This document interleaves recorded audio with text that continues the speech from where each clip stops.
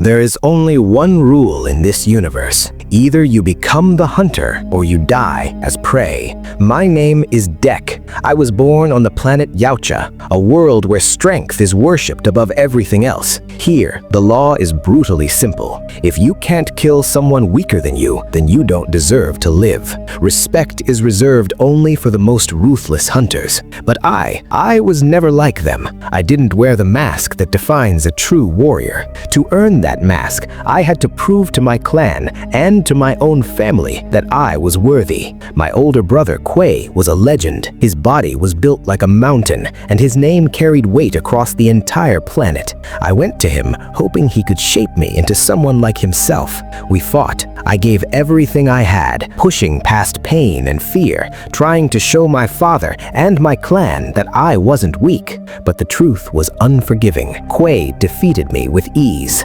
After my loss, Quay took me to his ship, a place filled with advanced weapons. He looked at me and said, "Dek, if you want to be part of this brotherhood, you have to prove yourself." That was the moment I decided.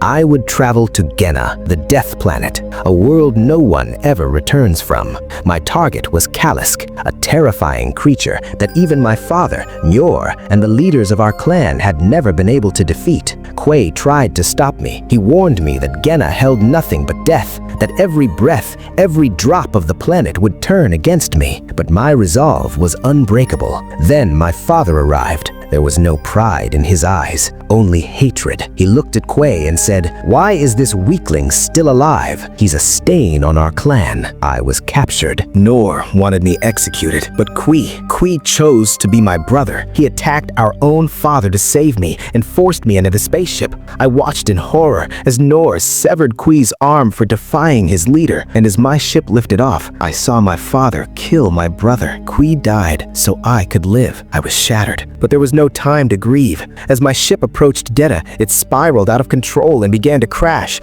I barely managed to eject before slamming into a dense jungle. I was alive, armed with advanced weapons, but the real nightmare had just begun. This jungle wasn't normal. The trees were alive, and they fed on flesh. Their twisted vines attacked me, ripping my weapons away, but my blade was still in my hand. I cut through those vines without hesitation and climbed onto a high cliff, a place the trees couldn't reach. I'm injured, I'm alone, and I'm trapped in a world where every leaf wants me dead. But there is no turning back. I will find Kalisk. I will hunt it down. My brother's sacrifice will not be in vain. Escaping those blood-hungry vines, I stepped into an open field. The grass and flowers looked calm, peaceful. But on this planet, anything that looks peaceful is a lie. The moment I moved closer, the flowers revealed their true, horrifying form. Every single thing here was designed to kill me. Then, silence was shattered by a voice, a girl's voice. Her name was Thea. She sounded helpless. When I asked what she was doing here, she questioned me instead. I told her the truth. I had come to hunt Kalisk. Fear filled her eyes. She warned me that this planet would swallow me whole, but she said she could help on one condition. I had to set her free. She also claimed she knew where Kalisk was. I refused. We Predator warriors don't take help from anyone. That's when a poisonous plant struck me. I fell to the ground, and my weapon slipped from my hand, sliding straight toward Thea, breaking her restraints. That's when I realized Thea wasn't human. She was a synthetic robot created by humans. When a flying dragon attacked me, Thea destroyed it in the blink of an eye. She had just saved my life. Thea told me she had been trapped here for 2 years. She and her entire team were created by humans because humans can't survive on this planet for even a second. She also revealed something chilling. Many hunters from my own clan had come here before me. Every single one of them was killed by Kalisk, and the few who survived fled in terror. My navigation system was destroyed. I had no choice. Reluctantly, I decided to take this machine with me. The journey was long. Even though Thea was a machine, she kept asking questions like a human. Maybe she wanted companionship, but warriors speak with their weapons, not with words. We reached a river filled with deadly fish. Thea knew exactly how to deceive them. I tied her to my back using the jungle vines, and we moved forward quickly. When we stopped to rest, Thea shared her pain. She told me she had come here with her sister. Even as robots, they could feel each other's emotions, but Kalisk's attack separated them. Thea believed with absolute certainty that her sister Tessa was still alive. But Thea didn't know the truth. Tessa was no longer who she used to be. Humans had assigned her a new and merciless mission: to secure a deadly bioweapon known as Specimen X0522. Tessa's system now recognized only one thing: the mission, not her sister, not emotion, because she had been reset. During our journey, we encountered a massive beast feeding on grass sharp as daggers. It became an obstacle and then an attacker. With a single strike, I tore the monster apart. Watching from a distance, a small creature froze in shock. Perhaps it saw a protector in me. Kalisk was close now, but the enemy wasn't just Kalisk anymore. Human machines were about to cross my path. Before we could move forward, a colossal tentacled monster burst from between the trees and seized us. Its jaws opened wide, ready to devour us, when suddenly, the small creature following us risked its own life and distracted the beast. It saved us. I do not live with debts. In one swift move,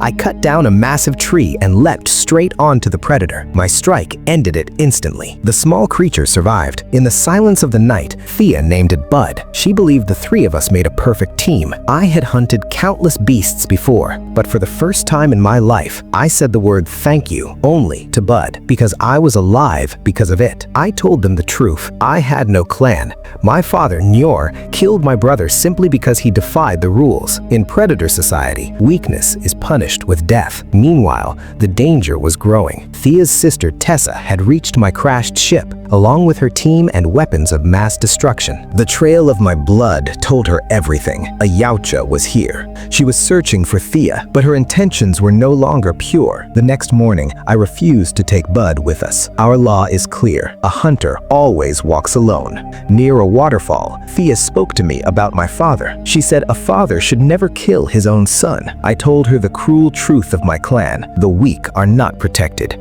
They are executed without mercy. Then Thea told me a story from Earth about wolves. She said, the leader, the alpha, doesn't kill the weak, he protects them. Her words felt foreign. On my planet, we are never taught to protect, only to destroy. At last, we reached the place where Kalisk lived. The ground was covered with piles of human corpses. Death had claimed this land long before we arrived. There, Thea found her missing legs. Once she reattached them, she could finally walk again. I looked up at the sky and swore an oath. Today, I would end this monster and prove my worth. But then, Thea revealed something that made my blood boil. She told me she had sent our location to her sister, Tessa. Her company wanted Kalisk alive, to capture it and turn it into a weapon, and Tessa was already on her way. Anger burned inside me. I felt betrayed. To me, it seemed these machines were trying to steal my hunt. My rage and my mission became one. Now I didn't just have to kill Kalisk, I had to teach these intruders a lesson. I set the entire area on fire, forcing the beast to reveal itself. And then it emerged. Kalisk, so massive, so terrifying. Just looking at it was enough to crush a man's spirit. The battle began. I slashed through its body again and again with my blade. But then something impossible happened. Its severed limbs began to regenerate. The creature could heal itself. That was the truth. That was why no one had ever defeated it. Kalisk grabbed me and hurled me across the battlefield. I crashed straight into the machine where Thea had just repaired her legs. Her legs were crushed beneath the wreckage once again. Kalisk shattered my sword into pieces, but I refused to fall. With my dagger, I sliced its throat open, yet the monster stood back up. That's when Tessa arrived. She deployed a freeze bomb. Everything, all of us, froze in place. Tessa and Thea looked identical, but inside Tessa, there was no compassion. She scanned my mind, yet she couldn't understand my purpose. With arrogance, she said, "Now you'll work for us." My blood erupted. She revived Thea just to show her, with pride, that she had captured both Kalisk and me. Thea begged her to set me free. Instead, Tessa injected a toxic chemical into my brain. She wanted to explode experiment on me, watching me suffer. Thea broke, and in secret, she helped me escape. I plunged into the water and fled, heading straight to my brother Quay's old spaceship. There, I treated my wounds, and for the first time, I wore my brother's mask, the mask I had always wanted to earn. I had a chance to run, to leave this planet behind, but I couldn't abandon Thea, not among those monsters. She had saved my life. Now, it was my turn. Using the stones and metals of this planet, I forged new, deadlier weapons. That's when I saw the footprints in the mud, Kalisk's footprints. And right there sat Bud. In that moment, the truth hit me. Bud wasn't just a random creature. He was Kalisk's child. I took Bud with me and reached the base camp. My first move was precise. From a distance, I activated Thea's robotic legs. Chaos erupted. I struck from the shadows, eliminating the guards one by one, and finally returned Thea her legs. She told me the truth. Tessa had only 20 minutes left. In 20 minutes, Kalisk would be sent to Earth. We had to stop it. That's when an entire army of android soldiers surrounded us. I attacked without hesitation. One strike, one end. But the real battle was still ahead. Tessa stood before me, encased in a massive robotic suit of steel. Fire and bullets rained down on me as the fight turned lethal. Meanwhile, Thea reached the container where Kalisk was imprisoned. She tried unlocking it with her retinal scan. Denied. The system recognized her. Time was slipping away, and Tessa's assault was growing more brutal by the second. Then, a guard spotted Thea. Thinking fast, she pretended to be Tessa. The moment she had an opening, she took him down and used his retinal scan to unlock the container. The lock disengaged. Kalisk was free. Tessa's armored suit was overpowering me, but the instant Kalisk broke loose, it charged straight at her. The armor was strong, but together, Kalisk and I tore it apart. And when the moment came, Kalisk swallowed Tessa whole. Mother and child reunited. Kalisk looked at Bud with relief, with joy. But that joy didn't last. Suddenly, Kalisk's body began to convulse from within. Tessa wasn't dead. She burst free. Kalisk collapsed. Right in front of him, Bud watched his mother die. In that moment, the little one shattered. Maybe, for the very first time, he felt the same pain I felt when I lost my brother. Tessa still saw Thea as a traitor. She wanted her destroyed, but she forgot one thing. I was no longer alone. I struck from behind with my blade, and Bud, with all his strength, finished it. Together, we ended that twisted machine. Sometime later, I returned to my home planet. I was no longer the weak Dek. I stood before my father, Nyor, and dropped Tessa's severed head at his feet. I declared that my hunt was complete, but hatred still ruled his heart. He refused to accept me and sent 2 of his finest hunters to kill me. They didn't last a second. Then, it was just me and my father, the greatest warrior of the clan. The battle was brutal. I was overpowering him. When he realized he couldn't defeat me, he activated his invisibility, but I was ready. From my spaceship, I showered the battlefield with sand. His shadow gave him away. One strike, and his arm was gone. I left him helpless, the same way he had left my brother. Defeated, Nyor looked at me and said, "You've surpassed even your brother, Dek. You can become the leader of this clan." I smiled and replied, "I already have my own clan." That's when Bud stepped forward and ended him. My brother had been avenged. I took my father's invisibility device and integrated it into my own gear. Now I had Thea beside me, and Bud, stronger, larger, and no longer alone. The 3 of us were a clan of our own.